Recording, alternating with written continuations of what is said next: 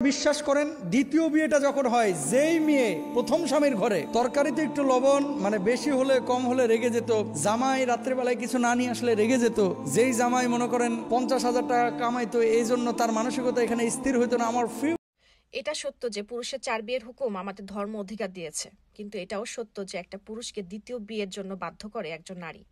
কিছু নারী আছে স্বামীর উপরে একদমই সন্তুষ্ট থাকে না।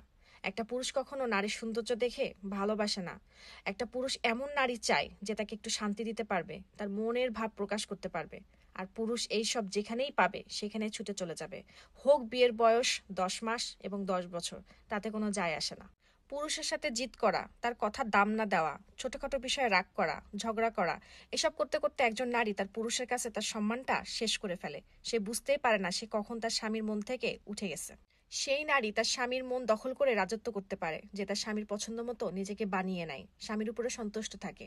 বিশ্বাস করুন, একটা পুরুষের কাছে এটা কোনো বিষয় না যে তার স্ত্রী বড়লোক নাকি গরিব ঘর থেকে আসছে। টাকা কামানোর জন্য আল্লাহ তাআলা পুরুষকে বানিয়েছে। একজন পুরুষ এমন এক অর্ধাঙ্গিনী চায় যার কোলে মাথা রেখে সে একটু শান্তি খুঁজে পায়।